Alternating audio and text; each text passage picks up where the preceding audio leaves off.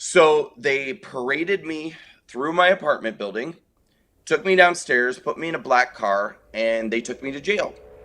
And I ended up spending 2.5 days in jail in 23-hour a day lockdown, in a concrete cell with a metal door.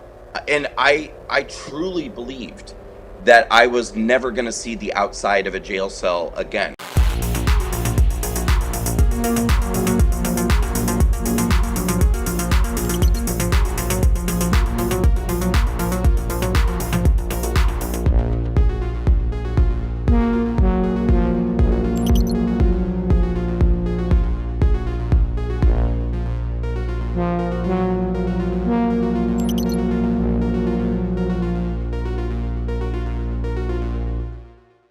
Welcome to Redacted Conversations. I'm Clayton Morris. On this show, we focus on stories that are kept from you, stories the mainstream media, the deep state, permanent government want hidden from you. One of those stories is what really happened on January 6th, 2021 at the nation's capital.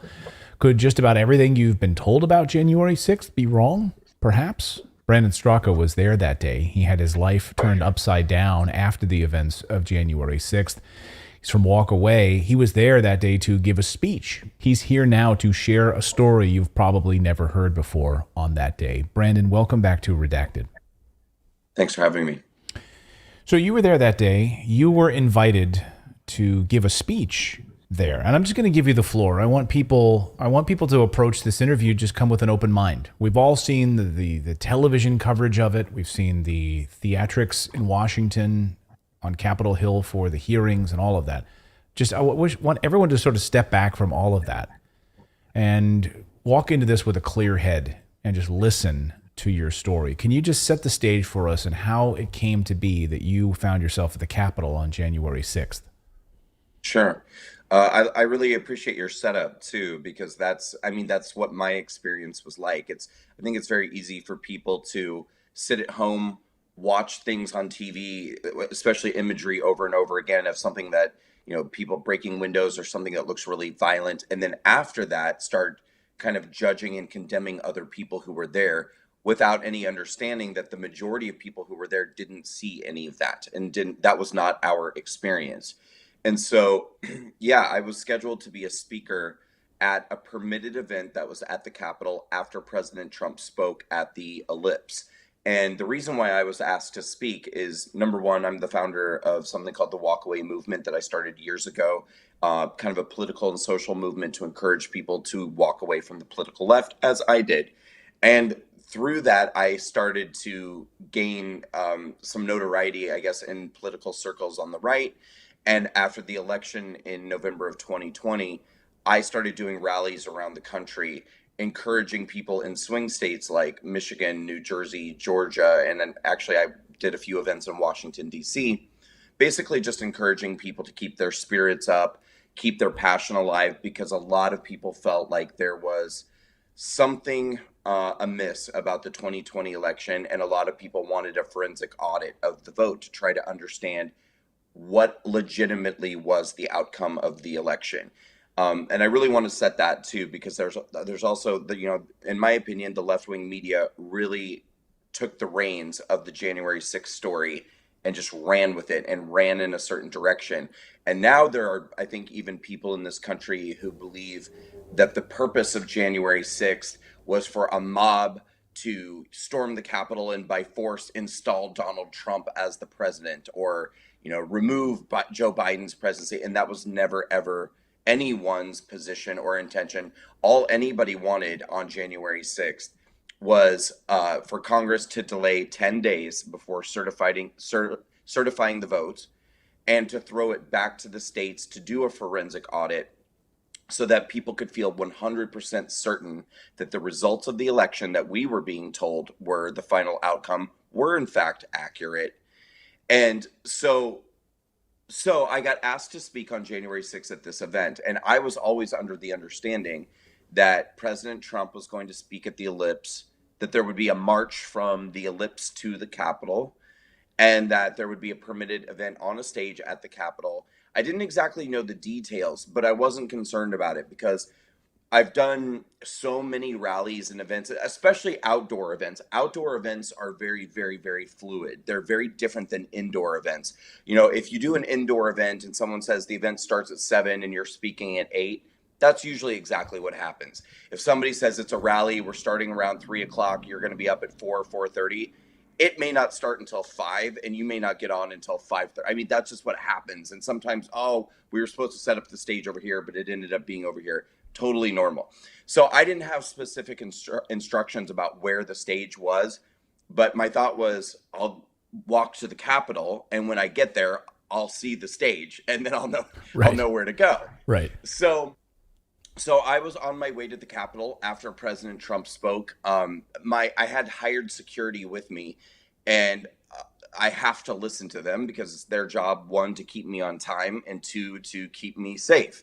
And I really, really love doing marches. I love being with people. I love that energy. But they said you can't. They said there's way too many people here. You'll never get there, and you'll be super late. So they said you have to take the metro, the DC metro.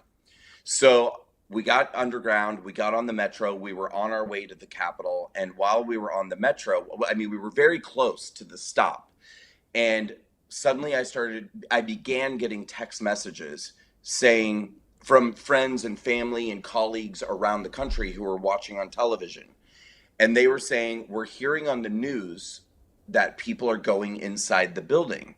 And I thought, that sounds interesting. And the first thought that I had in my mind were was the numerous times that left-wing protesters have gone into government buildings during different protests or event like the Brett Kavanaugh hearings or others. There have actually been other situations in our fairly recent history where left-wing protesters have occupied the Capitol building, Yeah, have gone hallways. inside, Yeah, hallways and to occupied whole sat on the hallways. floor, Exactly.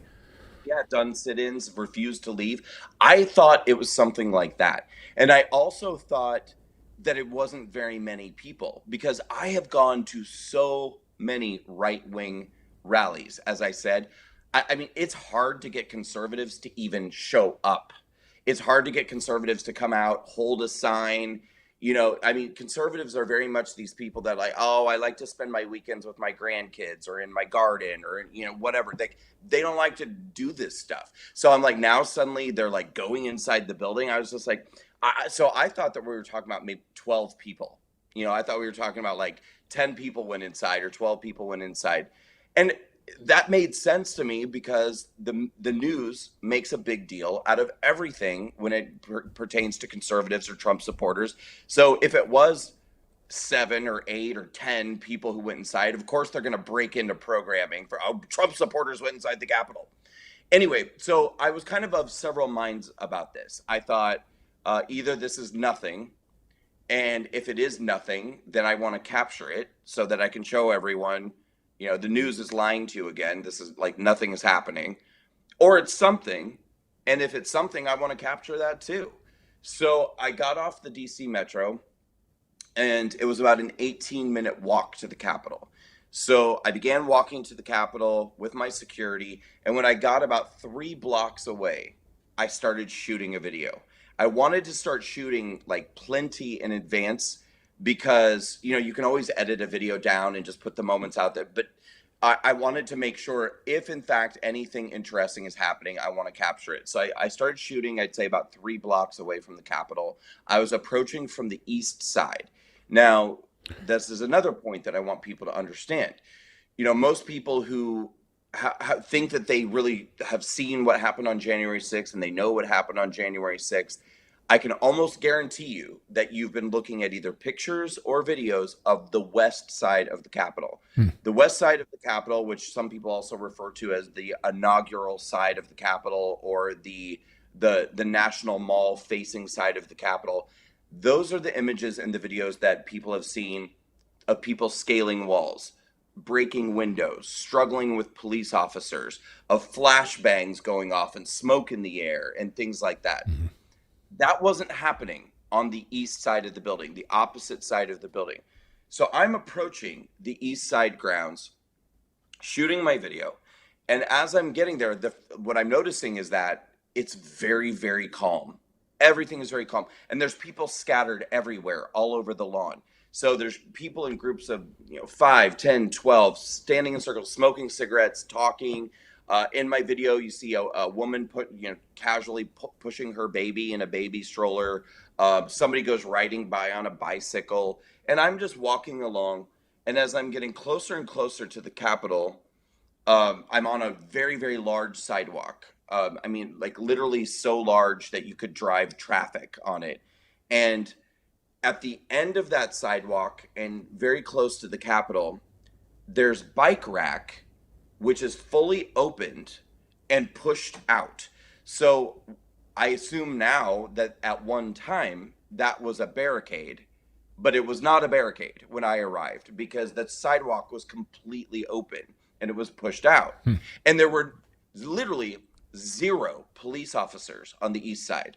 Like, I don't mean 5, I don't mean 10, I mean 0. There was not one police officer on the east side grounds, and the barricades were open. And people were scattered everywhere. And but as you could see by looking toward the Capitol, that there were thousands of people outside of the east side of the Capitol, on the steps and just off of the steps. Now, another point that I would like to make is, so I'm now at this point up to the steps of the Capitol. All of those people that I just mentioned, they're not turned facing the Capitol. They're not trying to get into the Capitol. They're not aggressively charging the Capitol. They're all facing away from the Capitol, holding their signs. There's a woman with a karaoke machine singing a song. People are singing the Star Spangled Banner, chanting, facing away from the Capitol, holding signs. However, in my video, because this is all one long continuous video that I'm taking, at the top of these stairs, there's a man, and he's motioning like this to the people below, and he's shouting, "They've opened the doors. They're letting us in. We're going inside. We're going inside." So I heard him say that. So I walked to the top of the stairs. I'm sorry to interrupt. Were you able to tell what kind of person this was? Was this a police officer, security, or just a random person? Were you able to see from that far away? I was only probably 5 feet away, 7 feet away from him, something like that. And I would imagine, I mean, I still believe he was a Trump supporter. Well, I don't believe he was a police officer, and I don't believe he worked for the government or worked in the Capitol. He was dressed like any of the other protesters. I'll put it that way. Okay. I mean, who or what he was, I don't know, but he was dressed like a protester. And my impression at the time was that he was a protester who was telling anyone around, "They've opened the doors. Like, we're going in. We're going in." And so I went to the top of the stairs, and when I got to the top of the stairs, again, this is in my video. So everything that I'm telling you right now is verifiable by watching my video. No one has to take my word for anything. When I got to the top of the stairs, sure enough, the doors were open. So we're talking about 2 large metal double doors, both wide open. Now, these are the Columbus doors of the Capitol. Some people may have heard about this, but I'll go ahead and tell your audience right now. So the Columbus doors are 2 20,000-pound metal doors, which are securely locked. It has been stated that you would have an easier time breaking into a bank vault than breaking into the Columbus doors, because they're sealed by a magnetic lock. And that magnetic lock can only be deactivated by some sort of code or somebody who knows the code to open that. So we still, after a 2-year-long January 6th committee investigation and unlimited resources by the FBI and the DOJ to investigate January 6th, we still don't know who opened the Columbus doors on the east side of the Capitol. But somebody did. Somebody learned how to open those doors. You would think it would open. Is it key card activated, or you'd have to? You mentioned punching a code in, so clearly someone with access to punch in this code to open those doors, verifiable by an electronic system, right? So here's what I believe that we know. And I want to just say believe, because I've seen this video footage and I've read details about it, but I can't sit here before you today and verify that this is absolutely true. But we have seen video of somebody push the doors open. Now after the lock has been demagnetized, deactivated. So and the person who opens the doors in the video looks up and is communicating with somebody else right before it happens. So all we can really do, I think, at this point is speculate who was that person communicating with, and did the person who they were communicating with give instructions as to now the door is ready to be opened, or here's how to open the door. I don't know, but there seemed to be some communication happening between these two people, and then the doors are opened. Right. And so when I arrived, the doors were already opened, pushed like this. Now, I've talked to a number of J6ers who ended up going inside the Capitol from the east side through those very doors. And what has been reported to me by all of them is that when those doors opened, there was a surge from the crowd.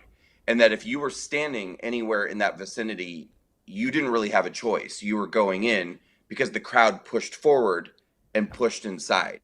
You know, I've talked to a number of people who said that they were standing at the top of the steps, and that it was just like a wave when those doors opened, that they almost got like a stampede, like a stampede of sorts. Yeah. Right. So when I got there, the doors were open. I'm filming my video, and there were several hundred people standing on the east side. Now, the majority of them were just standing there shooting a video, like me. Some of them were trying to make their way inside, but there was a large amount of people in a small space, so there was sort of a bottleneck effect, where it's hard to describe the situation accurately, because on the one hand, I wouldn't sit here and say, oh, it was totally calm and people were twiddling their thumbs and whatever. But I can say I would never in a million years classify the atmosphere as a riot, as violent. I mean, it was a bunch of emotionally charged people who, some of them wanted to get inside those open doors, but it was kind of like this, you know, so it was kind of like a, come on, you know, come on kind of thing. And I'm standing there filming this atmosphere, and I stood there for 8 minutes. I never went inside the Capitol on January 6th. So I just want to make that really, really clear. Never entered the building. I would estimate that I didn't get within 35 feet of going inside the building on that day. And after 8 minutes, a man came out of the building. He got on a bullhorn and he said, they've cleared Congress. Everyone left the building. Move out, move out. And at that moment, I immediately turned around, continued filming, and I left. I walked back down the stairs, out to the outer grounds, and then I shot 13 more videos where I basically did street interviews with people. You know, why were you here? What did you see? And some of them were really dark. I mean, there was a moment where several men were very, very agitated and shouting, they shot a woman, they shot a woman, they just shot and killed a woman. And so I interviewed those guys. I actually have really incredible footage from January 6th that I've never released, and I probably never will, because I'm too afraid to get other people in trouble. You know, I don't want to reveal the identities of anybody at this point, but there's some really incredible stuff that I captured in the moment while it was happening. But anyway, when you say, can I just have you clarify that? And not that we're going to show the video because it's yours, but that these people would get in trouble. Is that based on your experience? You were 35 feet away, and then of course we'll get to what happened to you in just a few moments here.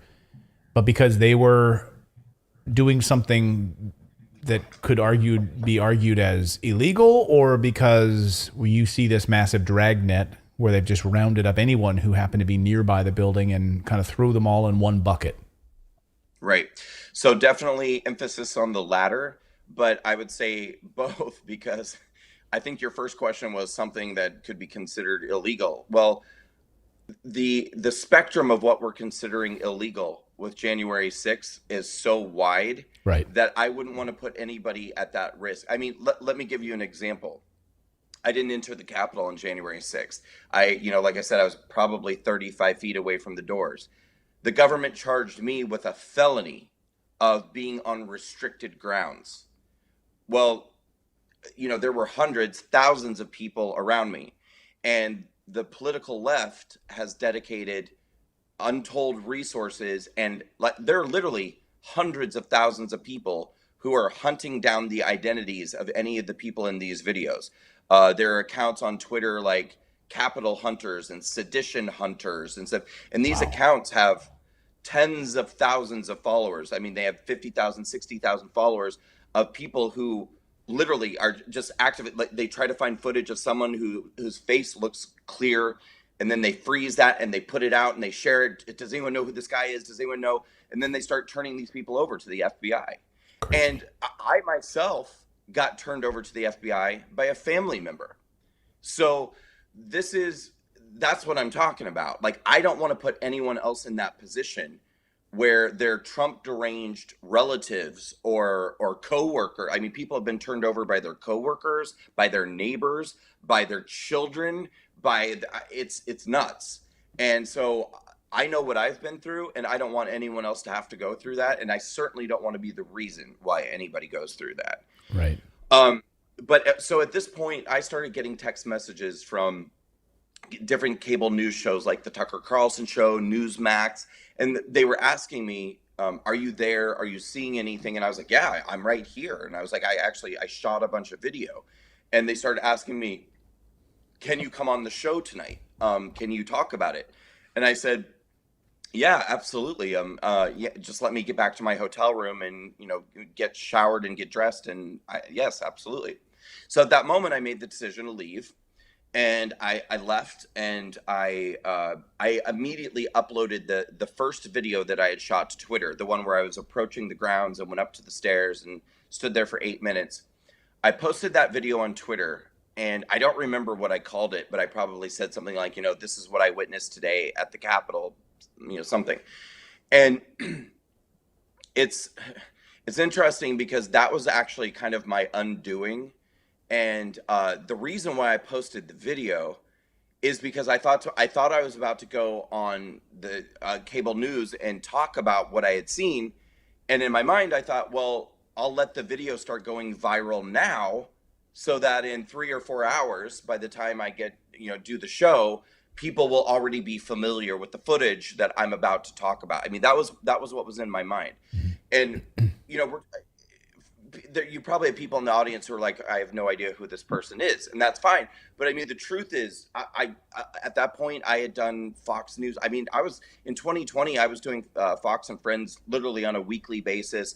I've done Tucker many, many times. So this isn't like an anomaly. I mean, for me, throughout these, I used to go to all the women's marches, Antifa rallies and riots, BLM rallies, MAGA rallies, and do street interviews.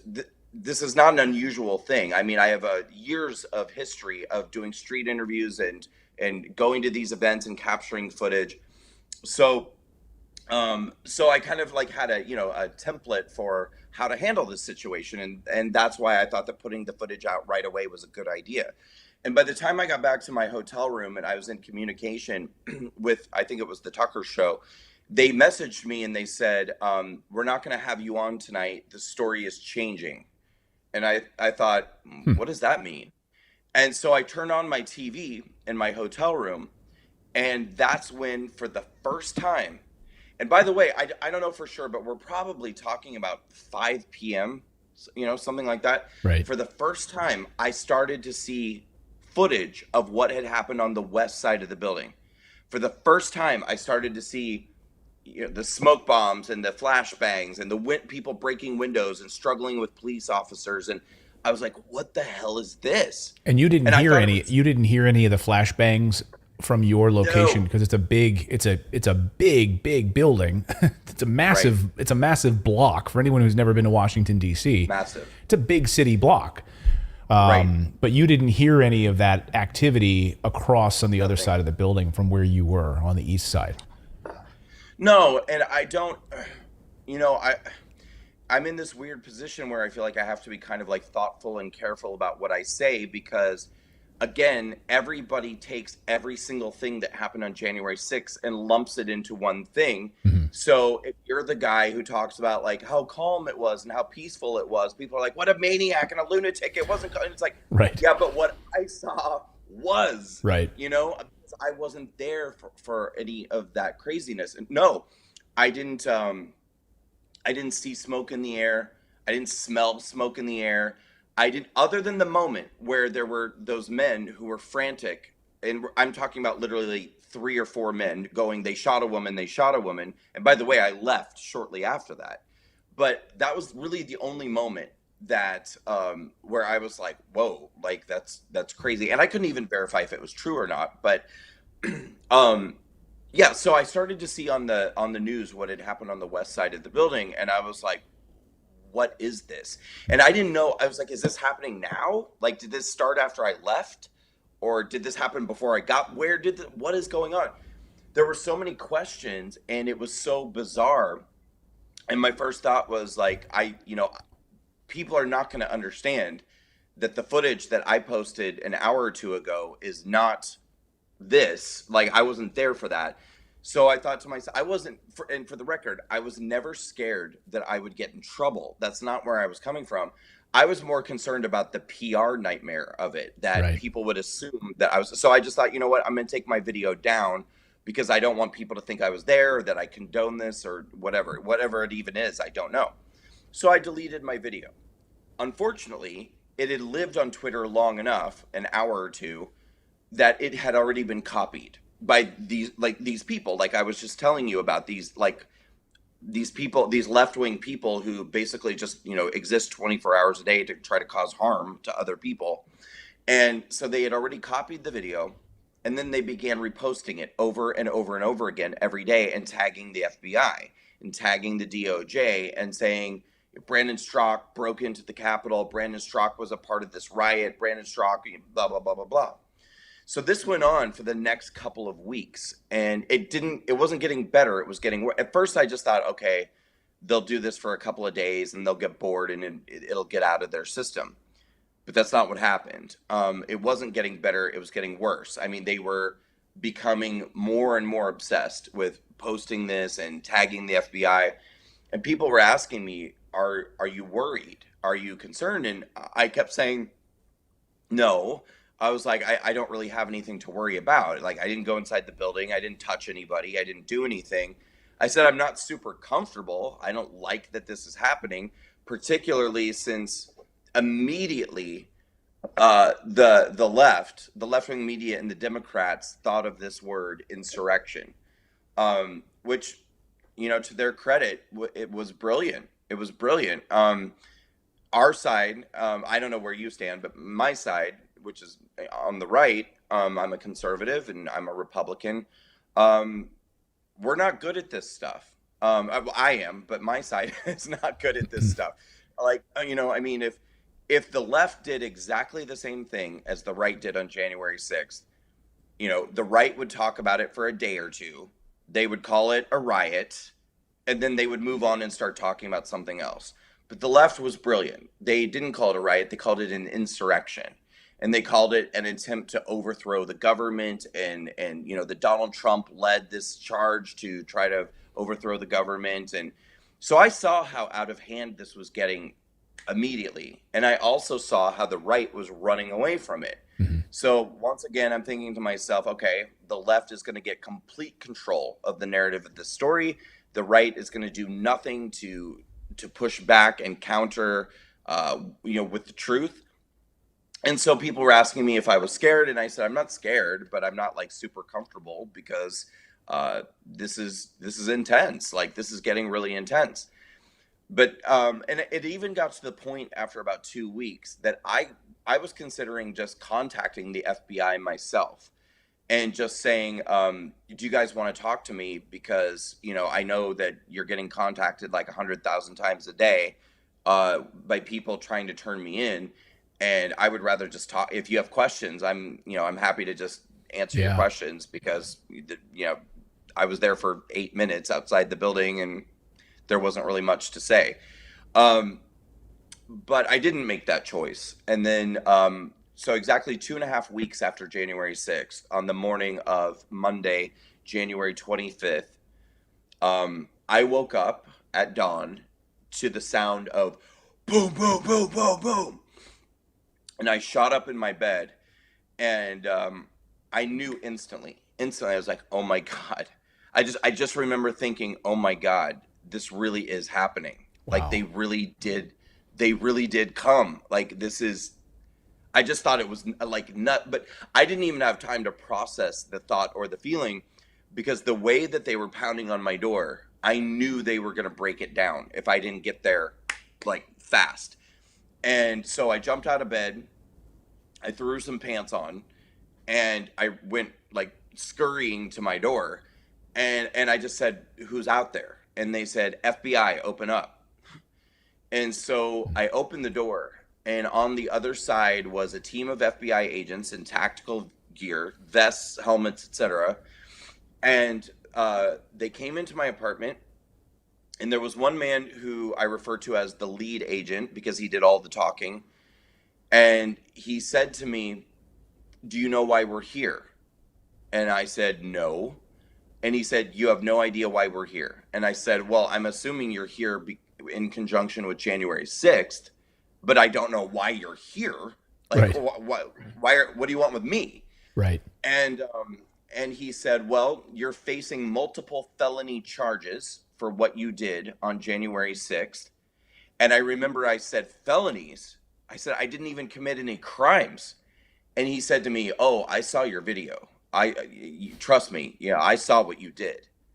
And I'm going, and it's the weirdest thing I hope that no one ever finds themselves in a situation like this. Because bear in mind, too, while that conversation's happening, there's a team of agents who are going into my apartment, and they're just rifling through. They're grabbing my computers, my iPads, my phones, my hard drives, my thumb drives, my cameras, my clothing, and putting them into bags and labeling them. And so this is all happening around me while this guy is talking to me. And when he said that to me, I had this moment where like my brain like split, and I was thinking to myself, did I do something? Like, and I was literally, I was like, did I Right. like punch a police officer in the face and I don't remember it? Like, did I like, you literally start going like, why would this be happening if I didn't do something? And then you start questioning if you did and you forgot or something. Right. And so I had no idea. I mean, and they were serious. This was intent. This was not a joke. And he had already cuffed me. Within 30 seconds, I was in handcuffs. And they told me, you're going to jail.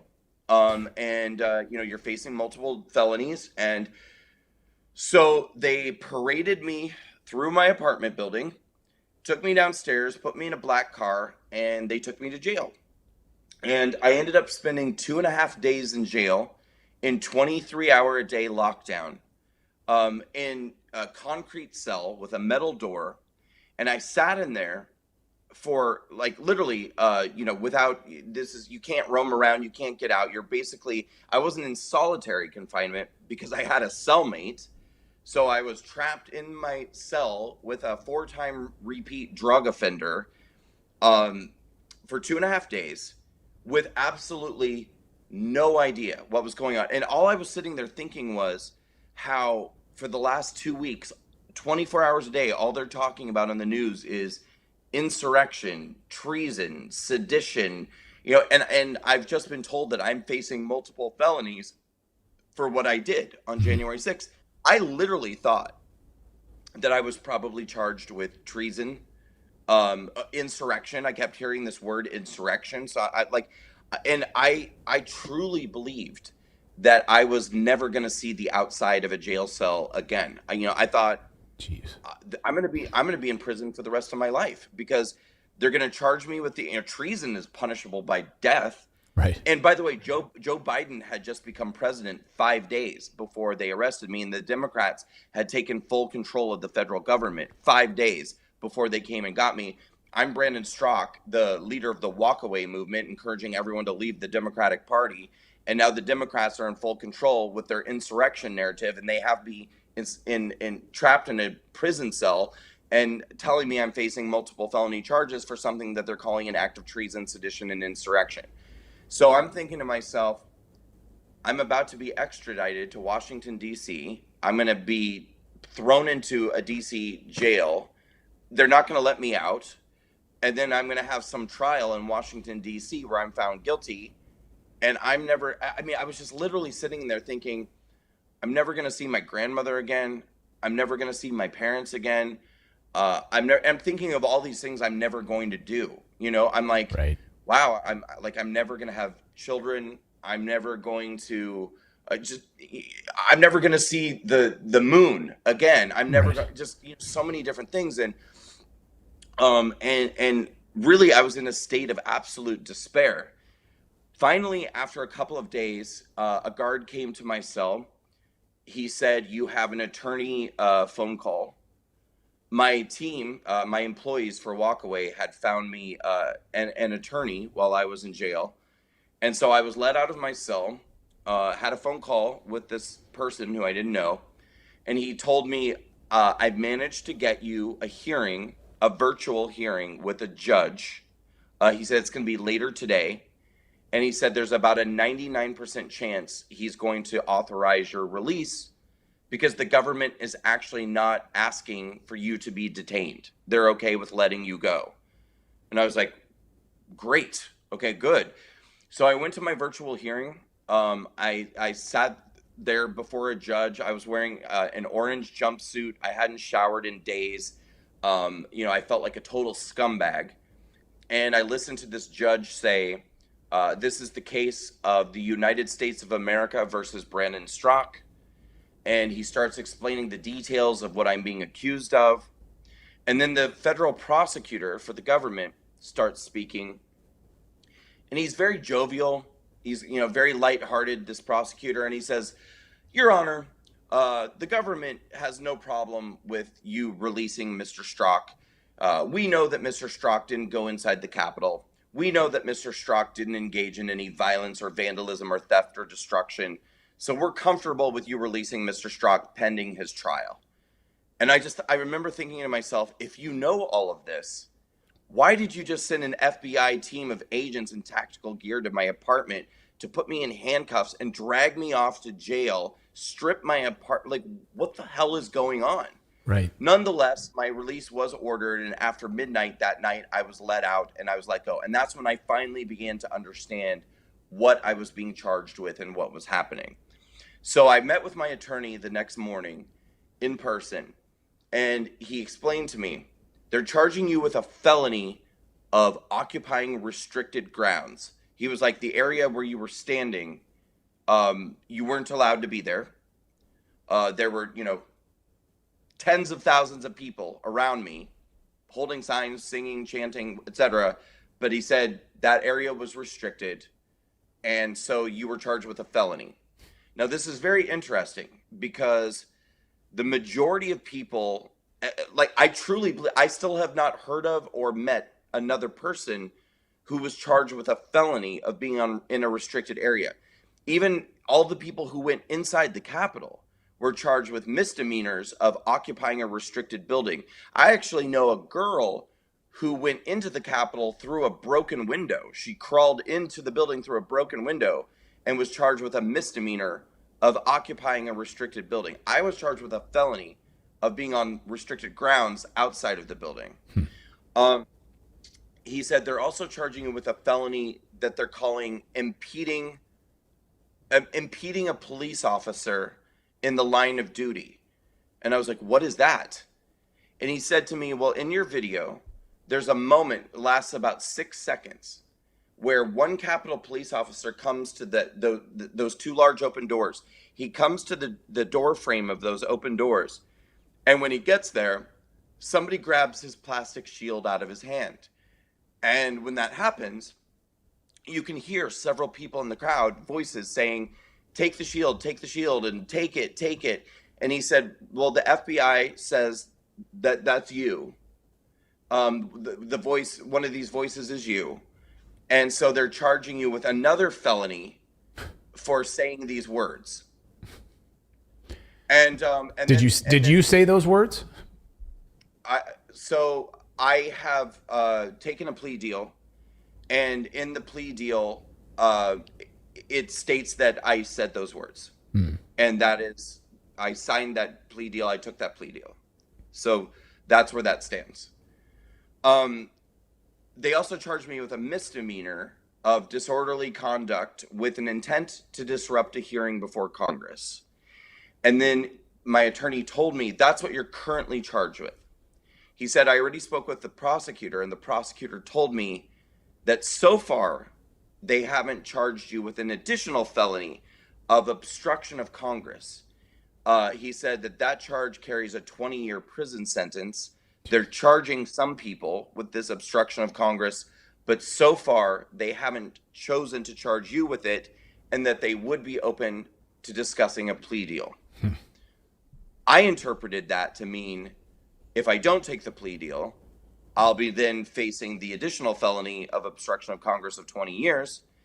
And when my attorney and I weighed the options that were available to me, which were essentially fight the charges, go before a DC judge and a DC jury in one of the most liberal, Trump-hating areas of the entire country, like 92% of Washington, D.C. is Democrat. They hate Donald Trump. They hate Donald Trump supporters. And none of the judges in these cases are releasing jurisdiction anywhere else in the country. So nobody has the option to be tried anywhere else where they might actually stand a chance. Needless to say, I made the decision that I would take the misdemeanor plea deal that was being offered to me. And so that's what I did. The felony charges were dropped. I took the misdemeanor plea deal. And that may sound like a happy ending to some people, but it's been anything but. And it bears mentioning that there are a lot of sealed documents in my case that were just recently unsealed this week after 2 years after the fact. And one of these documents actually has a transcript of the final hearing of my case before my sentencing, months after I took a plea deal, in which the prosecutor said, we actually never had any reason to charge him with any felonies. After we spoke to him and reviewed the case, we felt that we didn't have any justification to charge him with any felonies in this case. So, yeah. So wait, that stuff is kept from you, and then you make your plea deal based on the potential that this could get really ugly, and you're going to just, I'll take these misdemeanors, I'll get my hand slapped for something I didn't do, but otherwise I risk then going to trial where who knows what kind of jury I might face in this very, very liberal city with Right. in this situation. I could wind up in prison for 20 years on something I didn't do, or just get my hand slapped for something I didn't do. So you're weighing these options, and I know so many other Right. people probably had to do the same thing. But then you come to find out that they never had any intention. They never had any intention of this, and you didn't get access to these documents. No, and well, this was something that was said verbally in court. I'm quoting from the transcript of what the prosecution said at the final hearing before my sentencing, and when that hearing was over, my attorney just looked at me and said, "Oh my God," he was just like, "I what?" It was shocking. I mean, it was like absolutely, totally shocking. But I want you to know too that for the people who there's a handful of people who have decided to go to trial, and I mean, it's just been an absolute sham and a nightmare for these people, because I've actually spoken to a number of the attorneys who are representing people who have gone to trial in DC, and in these cases, when they're doing the jury selection, the government, when they're interviewing potential jurors, is asking them questions like, have you ever attended, how do you feel about the Black Lives Matter movement? And have you ever attended any of the Women's March events? I mean, they're literally kind of sussing out who are the most liberal people that we can find. And they're pushing to stack the jury with the most liberal people and asking them questions like, do you think the Proud Boys are white supremacists? Do you think the Oath Keepers are a racist organization? And these attorneys are saying that every person is saying yes, yes, and these are the people that they're pushing to put on these juries. So to be clear, I don't regret, people hear, my story and they're like, well, do you regret taking a plea deal? No, no, no. I mean, this sucks. I mean, it absolutely sucks. But you have to understand, this is not like just about any other situation. Most of us are conditioned to view most situations in life as what is the winning option? What is the losing option? How do I win? How do I lose? This was never the question for me. My question was never how do I win and how do I lose? It was how do I lose the least? This Right. is a lose. I can't win. There is no winning. You're going up against the federal government. They have unlimited resources. They have unlimited money. They have unlimited manpower. I can afford one attorney. I can afford that.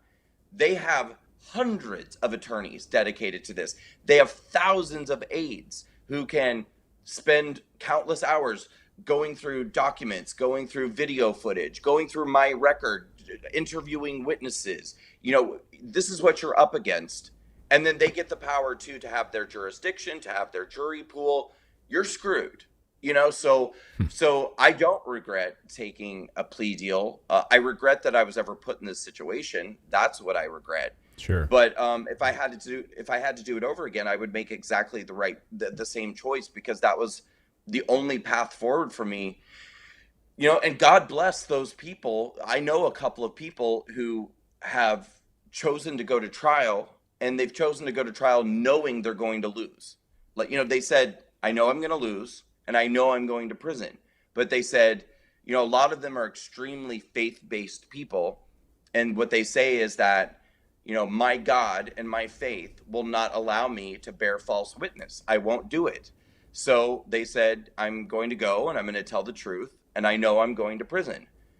And I just, God bless those people. But I wanted to live my life. I wanted to do my work. I wanted to, try to pick up the pieces of what's left and try to rebuild something for myself. And, I'm not in my 20s anymore. I don't want to go to prison and get out and be in my 50s and try to figure out what do I do now? Like, Right. so it is what it is. But the last thing I'll say, I know I've talked a lot, and you probably have questions. But the last thing I'll say is that,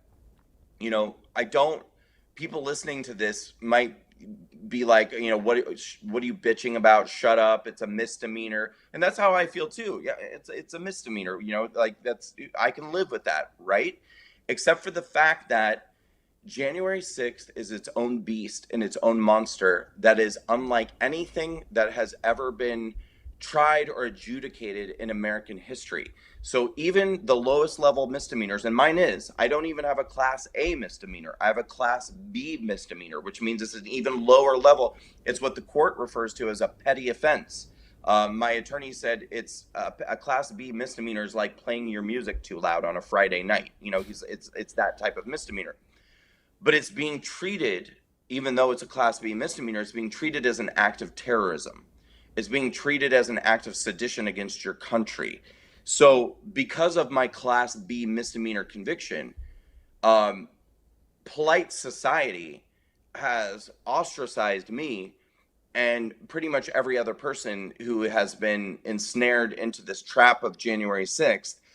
I mean, I have literally been permanently banned by PayPal, Venmo, Stripe, Patreon, MailChimp, Constant Contact, Instagram, donor portals, email services, software companies.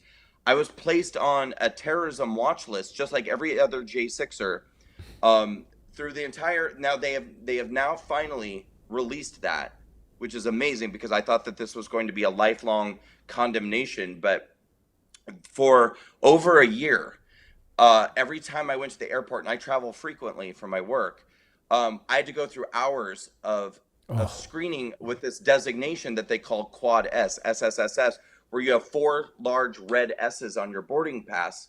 And I used to have TSA pre-check too, but I got a letter in the mail saying that my TSA pre-check status was revoked because the government no longer considers me a low-risk traveler, and on my Class B misdemeanor. And then they gave me this Quad S designation, which TSA explained to me It's the highest level terrorism list you can be on and still be allowed to fly. He said anything more and you would literally be on the no-fly list. And so you have to go through hours of screening. And then after you get through the hours of screening, they have a team of TSA agents follow you around the airport everywhere you go. And while you're waiting for your flight, they station themselves around you. And sometimes they bring dogs. And I've taken pictures. If anyone's like, you're lying, this is stupid, shut up. Every time I traveled, I would take pictures. So I've got dozens of pictures in dozens of airports of me sitting there with an agent with a dog and an agent with a dog and 3 agents here and 4 agents behind me. It's nuts. In fact, when I was in LAX, I was at the Los Angeles airport, and the head of TSA, because you don't even get a deal with normal TSA agents. They have to bring like the top supervisors to deal with you when you're going through they closed down a security lane just for you. And they have the head of TSA at that airport come and supervise your screening, and they have to sign off like, okay, this person's safe to fly. Jesus. And when I was at LAX, it was this black woman, which I'm not going to lie, I was concerned because a lot of black people believe that Trump supporters are racists and bigots, and and I'm very honest with people. She said to me, she was like, "Why are you on this list?" And I was like, "I went to the Capitol on January 6th. I was like, I was arrested." And she started laughing, and I was like, "What?" And she goes, "Every day," she was like, "we transport murderers from one prison to another prison." She was like, "We never do this." She was like, I have literally never had to do this before. And she was like, and every single day, she was like, we have criminals, like murderers, coming through our security to go from one prison to another prison. She was like, I have never had to do this before. And she was just laughing. She was like, oh my God, this is the craziest thing I've ever seen. Wow. It's clear to me looking, and I'm sure our audience as well. And I don't think, as you said, I don't think our audience, when you said, oh, what is he bitching about a misdemeanor? I don't think anybody in our audience would say that, because to have your life upended, FBI agents coming to your house, thrown in prison, like, yes, you now have this misdemeanor, but nevertheless, your life was upended as a result of this. And no government, this absolute government overreach in my, to my mind. And it seems like it was pure retaliation, right? We're going to make your life as difficult as possible. We're going to show you who's boss. You've been leading this walk away movement. We're going to make your life a living hell. You got a misdemeanor, but we're going to make sure that every time you travel, you know who's boss. You know who's 100%. In charge. Is that right? Is that odd, or is that the right way to look at this? No, you're right on the money. And well, yes, it's that, and I also think it's an effort to break you down so that you don't even want to travel, or you don't even want to continue to do your work, which almost worked, by the way, because there were, in fact, I still feel it to this day, because I travel a lot. And for people who are familiar with my work and everything that I did from 2018 through to January 2021, I with all modesty, say that I believe that I'm the hardest working activist in the conservative movement. I mean, I was doing college campus tour. I was doing walkaway rallies and events. We were doing these town halls and debate events, shooting educational videos. And in between, then I would travel to other people's rallies and events and do street interviews. I was always on the go for 2.5 straight years. There was just never sitting still. I was always flying to this city and flying to this city, and I loved it. I love that pace. I love that energy. You're in a hotel right now. I'm in a hotel right now, and and tomorrow I'm flying to Texas to do another event, and then 3 days after that I'm flying to California to do another event. So yeah, that's how I like to live. That's how I like to roll. But I have to be honest, like it has taken a toll on me, because I do now go like, how badly do I want to do this? Right. And is it worth it? And because even now they've lifted that terrorism list designation, but I did, and we haven't even gotten into my sentencing yet, but one of the conditions of my sentencing was that I was placed on 3 years of federal probation. So every time I leave the state that I live in, I have to get permission from the court to travel. So, and it's not like a, hey, can I travel? Sure. It's you have to fill out a form and you have to tell them where you're going, when you're leaving, when you're coming back, what hotel you're staying at, what your flight number is. If you're renting a car, you have to give them all the details of the rental car. You have to give them, and it's district by district. It's not even state by state. So, for example, California has at least 4 or 5 districts. It's a huge state. So I took a trip several months ago where I flew to San Diego and I got permission to go to San Diego. But while I was there, one of my big supporters and donors and a good friend of mine who lives in Los Angeles, she lives in Beverly Hills, I contacted her and I said, hey, I'm in San Diego. She said, oh, can you drive up and let's have dinner on Friday night? Because I think it's hour and a half drive from San Diego to Los Angeles, real quick, no big deal. And I was like, yeah, absolutely. I'll come see you. Just to be sure, I called my probation officer and I said, hey, it's not a problem for me to drive to Los Angeles to see one of my donors on Friday night, is it? She said, that's actually a different district. And she said, I don't have time to get your approval. Oh, So I couldn't go. I my couldn't God. drive from San Diego to Los Angeles because there wasn't enough time for me to get permission to make that hour and a half drive. And your misdemeanor, Class B misdemeanor, as you said, is like playing music too loud. It's that level. It's actually less than driving with an expired license, right? It's actually a lower offense than driving with or it actually might be the same, right? I don't know. But anyway, I don't have any experience with it, but I'm saying it's very minimal. And even people that drive with an expired license and get their hands slapped, they don't have this level of scrutiny. So your level of Right. scrutiny is beyond anything I've ever heard of before for this designation. Have you heard anybody else with this same level of scrutiny for that same misdemeanor offense? Other J6ers, every person with January 6th, but no, not any other case or any other crime I've ever heard of in the history of American law. I've never heard of this. And we haven't even talked. Let's talk about my sentencing. Yeah. So, they the government, another tactic that the government uses to inflict maximum pain on people is the constant delaying of your case. And you have to bear in mind too, in addition to what I already said about like the social media hunter, hundreds of thousands of people hunting you on social media, and they obsessively follow your case, and they're obsessively reporting about every detail of your case just to keep people remembering that you're an insurrectionist and you're a traitor and you're a seditionist and you're all of these different things.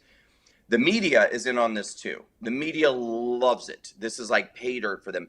The media loves to be able to come out with another round of stories calling you an insurrectionist and reminding people this is somebody that needs to be removed from polite society. This is somebody who is not allowed to exist in civilized society anymore. And so the government will say, okay, we're going to have your plea hearing on July 1st. And, this is February. So you wait patiently to get to July 1st so that you can just get this over with and just move past it and move on with your life.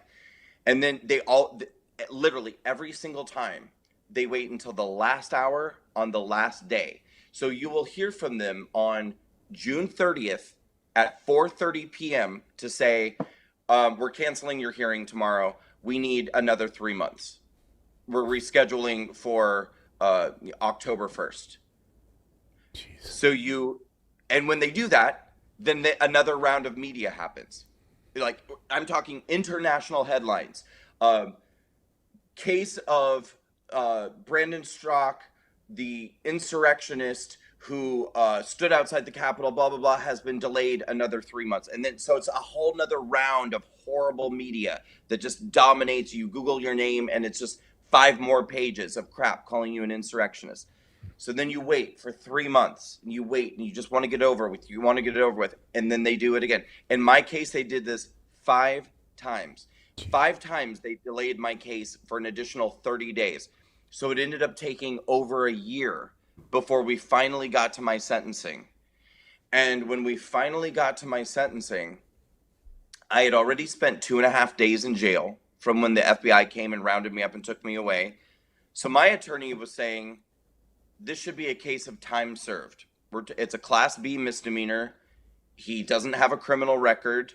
You know, he didn't go inside the building. He spent 2.5 days in jail. He's been placed on this terrorism list. He's been destroyed in the media. He's been banned by all these different companies that he uses. Like, he can't send and receive money. He can't send and receive emails. He can't, it's a class B misdemeanor. That's enough. It's enough. But the court disagreed that was enough. And so in addition to all of that, I was then sentenced to 3 months of house arrest with an ankle tracking monitor on my ankle. I wasn't allowed to leave my apartment. And the government was able to track me for 3 months in case and I mean, we're talking about, you can't even leave your apartment. Like, I couldn't even go into the lobby of my building to get my mail. I wasn't allowed to leave the door of my apartment. And I don't live in like a huge apartment. So anyway, I was confined to my apartment for 3 months, 3 years of federal probation, 60 hours of community service. The government didn't even ask for a fine in my case, but the court imposed the maximum fine of $5,000. I was ordered to pay $500 restitution to the Capitol, although it was acknowledged that I didn't commit any violence or destruction to the Capitol, but I had to pay restitution. And court ordered mental health evaluation and mental health services. So I had to go get a psychological evaluation, and then I was required to complete courses of mental health counseling and therapy because I voted for Donald Trump, so obviously I'm insane. So I completed every aspect of my sentencing I think within a month, but certainly within like 6. I did all my community service. I paid all my fines, my restitution. I did my 3 months of house arrest. And so the only thing that remains at this point is the remainder of my probation, which only time will take care of. There's nothing I can do about that. And at this point, that's 2 more years. I've completed 1 year of that. And during the course of this next 2 years, I'm not allowed to leave the state without permission from the court. And I kind of just told you what that process is like. If God forbid I violate probation, or it's suspected that I violate probation, I'll be going once again before the Washington, D.C. court to deal with my violation. And this is the last thing I'll say. The prosecution actually requested, when I was sentenced to my 3 years of probation, the prosecution requested the right during those 3 years of probation. They asked for the right to surveil my computer, my phone, my email, my social media accounts, and my bank accounts. They said, we just to make sure that we get a heads up if he's thinking about committing another crime, we want to be able to surveil his bank accounts, his email accounts, his social media accounts. And the judge actually did not grant them that. That was like my big win, that the judge, but they wanted, on my class B misdemeanor, the government wanted the right to surveil for 3 years, my bank accounts, email accounts, social media, etc. Well, the judge probably just looked right over at them and said, let's be honest, guys, you guys are already doing this anyway. You're already doing it. Right. Yeah, right. Yeah, NSA, and we know that is already happening, of course, whether it's the CIA or the NSA or whatever. So we've already got that. We don't need that written down. I mean, it sounds like something out of it sounds like something you'd read about out of North Korea. It sounds like fiction, like that this could actually happen in the United States of America. Has this strengthened your resolve to get out there and spread the message of what this government is doing, or has it deflated you to the point where maybe I want to do something else in my life because going up against this monolith is just it's crushing, it's soul crushing? Well, it absolutely has not deterred me from wanting to do the work that I do and spread the activism that I do and spread the message, encouraging people to walk away, to have, my whole mission is to inspire people to have an awakening of, like I had. I mean, I had a very organic awakening back in 2017. I was a diehard Democrat. I mean, 5 years ago, these were my people. The people who now are crucifying me, who are shattering and destroying my life, those were my people 5 years ago. I used to love Nancy Pelosi, Chuck Schumer. I voted for Barack Obama twice, which means I also voted for Joe Biden twice. I Wow. voted for Hillary Clinton in 2016. These were my folks. But in 2017, after Donald Trump got elected, uh, I was miserable about his election, and it was crazy, the way that the media that I loved and trusted, like CNN, MSNBC, New York Times, etc. I mean, just the rhetoric was getting so intense and so crazy, and I was just in a constant state of anxiety. So I kind of went on this quest to understand, how did he get elected? Because, like, my position at that time was like, Republicans are horrible people, but I was like, they're not. I didn't think they were that horrible. I was just like, like, that you're literally going to, like, put Hitler into office and, destroy our country. And so I kind of went on this quest to understand how this happened. And it's a long and kind of detailed story, but ultimately, obviously, it resulted in the realization for me that the media that I had been trusting was lying to me, that the political figures that I had loved, like Hillary Clinton, Barack Obama, were frauds, liars, and deceivers, and that I was being manipulated. And particularly, I'm a gay man, and they're manipulating minorities. They're manipulating Black people, brown people, LGBT people, immigrants, women. We're being lied to more than anyone, and deceived and manipulated. And so when I had that awakening, I wanted to share that with other people. And my reason, honestly, I believe, was very altruistic. I was scared to death when Donald Trump got elected. I was terrified. And then when I realized I didn't need to be terrified, he wasn't a bad guy with bad intentions, and his followers are not bad people with bad intentions. The people with the bad intentions are the liars in the media and all of those people who are trying to manipulate me through fear.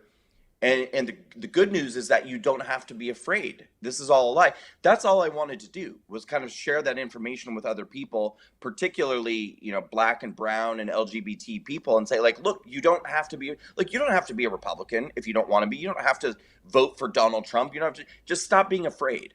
Right. Just stop being controlled. That's all I wanted to do with Walkaway.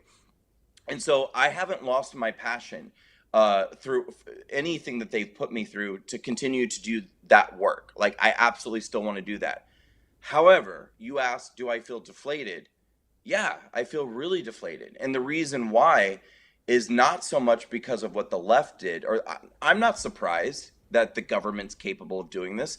I'm not surprised that liberals and leftists are capable of doing this.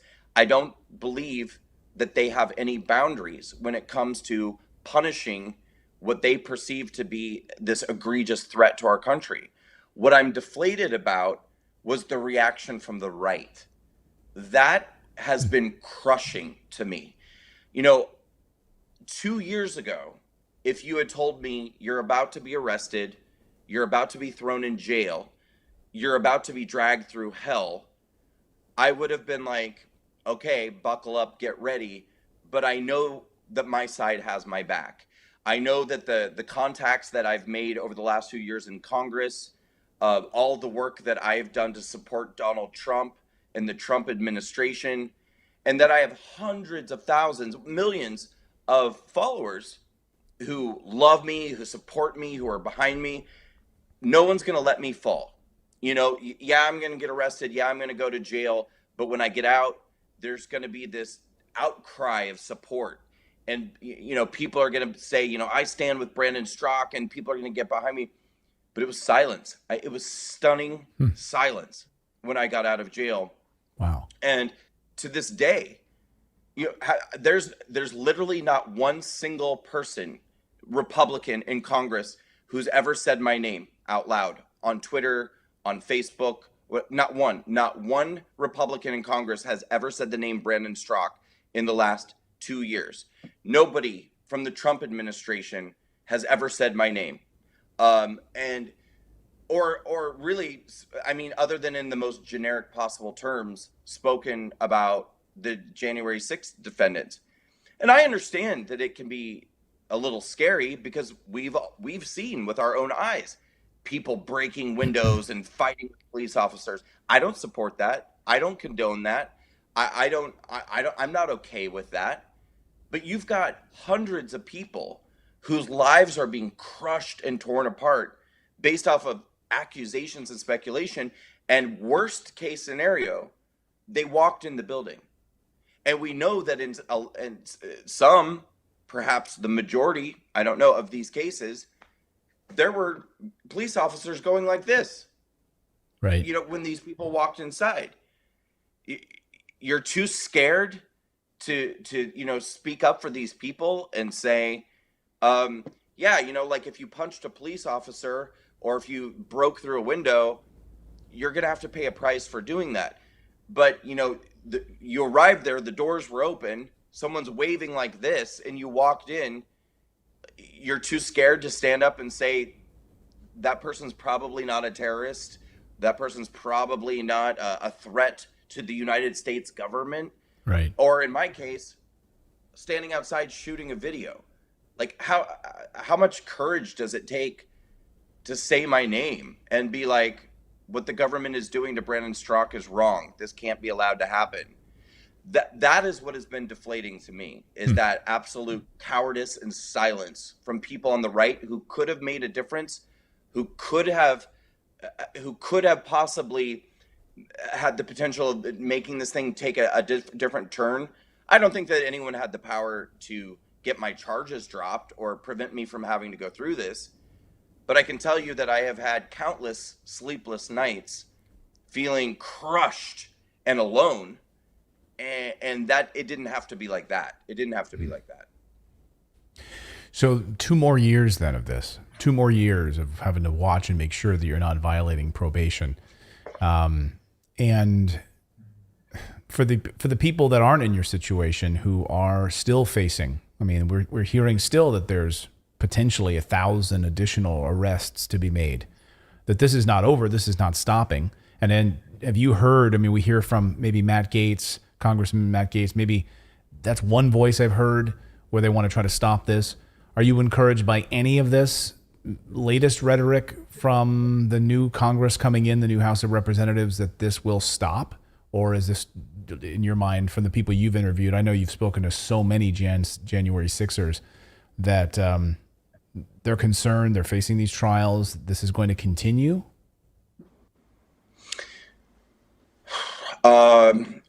I don't think that anything has convinced me that this isn't going to continue, but I am at the same time still encouraged.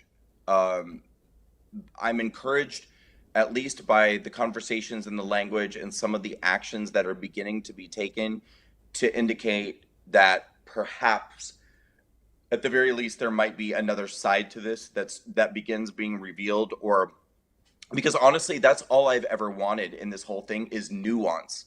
I just want the exposure of nuance, because what I haven't had is on any large scale beyond what I've been able to do myself. And I have a decent reach. I'm able to reach some people on Twitter and Facebook, and there are a few people in the media who are honestly gods and saviors to me. People like Tucker Carlson, people like Mark Levin, people like Dinesh D'Souza, Eric Metaxas, Sebastian Gorka. I'm going to be leaving people out, but there's a handful of people who've stood up for me and given me a platform to be able to speak when probably the majority of the media contact, Greg Kelly is one of them, probably the majority of my media contacts before January 6th stopped answering my texts, my phone calls, my emails. We're not providing a platform. So I've got like not only the might of the government, but the might of the liberal media pushing on me, creating their narratives and their lies and their exaggerations and everything else, with almost no ability beyond my own platform to present a counter narrative to what they're saying. And all I've really wanted through this whole thing is to establish some nuance in these cases, to say, I wasn't there for what the worst things that you guys are so upset about. And by the way, I'm upset about too. If it was Trump supporters, and I'm sure some of them were, I don't know. I mean, now we wonder, were there infiltrators? Were there agitators? Who sent these people? What was it? it's very hard for me to contemplate that the same Trump supporters that I attended dozens of rallies and events with for years, who, like I said, it's difficult to even get them to stop, to come out of their garden on a Saturday, or from playing with their grandkids on a Saturday to show up for an event. Now suddenly, they're bringing poles and smashing through windows, when that's exactly the kind of behavior we saw from Antifa for years. Never have seen conservatives behave like this. Nonetheless, I'm expected to be lumped in with those people just because I got charged. And all I want is, in my opinion, what should have happened is if the DOJ decided to charge and criminalize everybody for what happened on that day, every side of that building should have been dealt with as like its own event. The west side of the building should have been its own set of charges and its own event. The east side of the building should have been its own set of charges and its own event. And that should have been clearly established by the government. The government, if they were truly interested in being fair and truly interested in just seeking justice or righting some sort of wrong, they really should have gone out of their way to say, on the east side of the building, these are the things that didn't happen. These people didn't, do this, this, and this. However, it was a restricted area. They weren't allowed to be there. They weren't allowed to go inside the Capitol. Yes, the doors were open. Yes, they walked in peacefully, or mostly peacefully, whatever, but it's still trespassing. Fine. You want to charge people with misdemeanors for trespassing? You want to charge people with misdemeanors for standing in a restricted area? Fine. But there should have been some obligation to say, these people did not do here what these people did over here. But instead, they actually love that there's this blurred line and this narrative of an insurrection that surrounded the entire building, which didn't happen. So what I'm optimistic about, or that I'm encouraged by or hopeful for, is that this new Congress will hopefully hold some hearings, hopefully do some investigations, and hopefully establish a little bit of nuance and context so that some people can understand that just because you were arrested and charged doesn't mean that you were a part of some sort of terroristic attempt to overthrow the government, but perhaps you were standing somewhere where you weren't allowed to be standing. The part that discourages me is that, as motivated as a lot of these Republicans in Congress are telling people that they are, they don't really know anything yet. And I hope that changes. I mean, I've spoken to a handful of people in Congress, and they're very like, I'm going to do this and I'm going to do this and we're going to get to the bottom of this. And I keep saying, yeah, but you're not talking to any of the J6ers, including me. Like, you can't go full steam ahead and charge forward until you have the information. And I know for a fact that as of today, none of them have the information. Wow. Because they haven't interviewed any J6ers. They don't know anything about what our FBI raids were like, what the process of considering whether or not we would take plea deals was like, how the government treated us during this process. They don't know any of that because they haven't talked to any of us. Wow. So that concerns me a lot. I would love any members of Congress to come on this show and sit down with us and talk about it. I'd invite you back to be here on the show with them to be able to share this, and hopefully they'll watch this. That would be great. There's so much in this, so much nuance in this, and that's why I wanted to have you on here, is to be able to explain this and to give you the floor really to provide this nuance, because so many people just got a CNN version of what happened that day on the west side of the building, right. And so many people don't understand that it's not a monolithic event, that there were so many subtleties to it. There's so many pieces of nuance, right, to what happened that day, that I'm thankful that you've been able to share at least some of that, at least one person's view of that on that day, as horrible as it was. And of course, I think it's just absolutely horrible what happened to you. So I'll say that.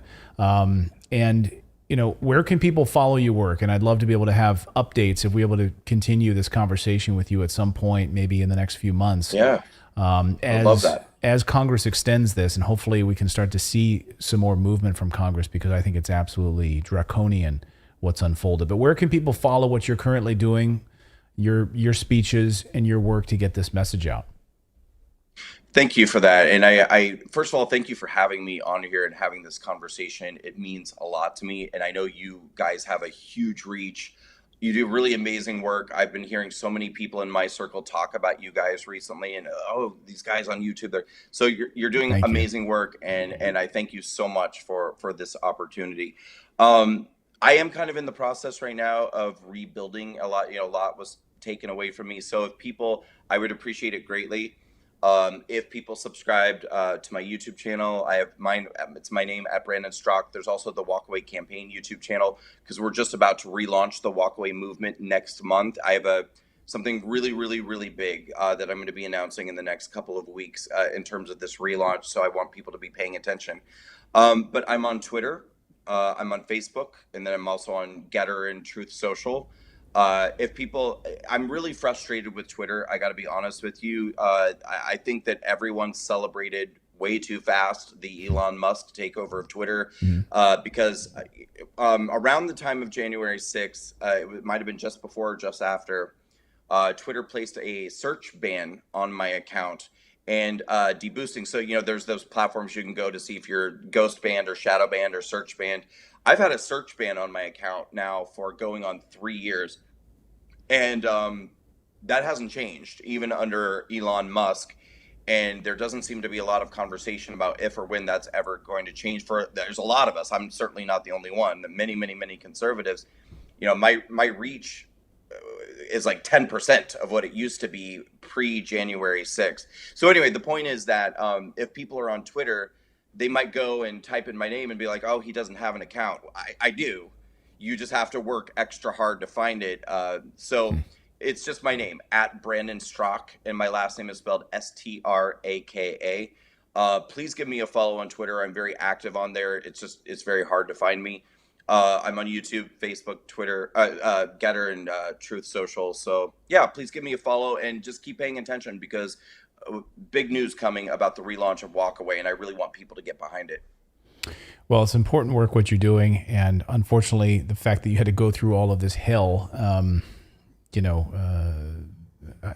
doesn't make it easier, but it certainly solidifies the fact that we need a change in this country, and what the work that you're doing absolutely amplifies that. So, thank you so much for that. Thank you so much for sharing your story, taking time out on this on a travel day for you in one of your many locations and destinations, and sharing your story with us. I hope everyone watching this you got something from it and can share this with a a loved one, a family member who has a very narrow, myopic view of what happened on that day. It's eye-opening, and everyone should be able to sit down with an open mind and watch this interview. Brandon, thank you so much for joining us here on Redacted. May I say one more thing? Please.